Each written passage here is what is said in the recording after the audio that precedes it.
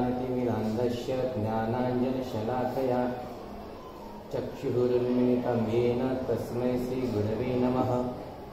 आजच्या कार्यक्रमाचे अध्यक्ष राजू कौशिकेजी, त्याचबरोबर त्या ठिकाणी अतिथी म्हणून उपस्थित असलेले सर्व शिक्षकवृंद, शाळेचे मुख्याध्यापक माननीय संगोनाळकर सर, अन्य शिक्षकवृंद आणि विद्यार्थी आणि विद्यार्थी मित्रांनो, आज आपण या ठिकाणी एक अभिनव उत्सव साजरा करण्यासाठी एकत्र जमलेला आहोत।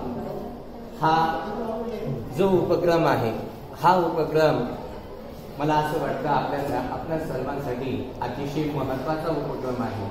या उपक्रमामुळे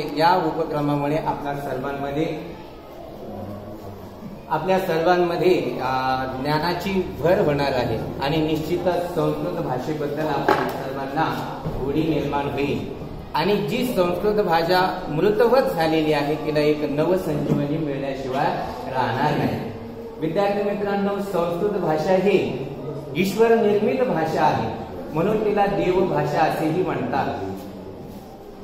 या भाषेची लिपी ही देवनागरी आहे, देवांची भाषा म्हणून देवनागरी।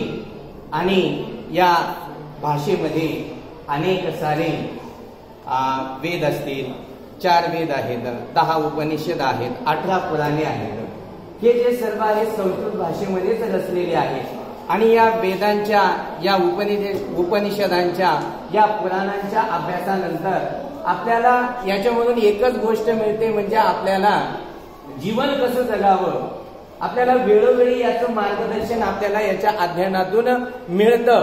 म्हणून या भाषेचं वर्णन करताना संस्कृतचे कवी म्हणतात की सुरस सुबोधा विश्व मनोज्ञा ललिता हृदया रमणीया अमृतवाणी संस्कृत भाषा नैव क्लिष्टा नच कठिना।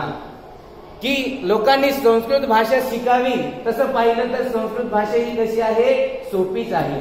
फक्त आपल्या मनाने एक घर केलेलं आहे की नाही, ही संस्कृत भाषा कशी आहे, अवघड आहे।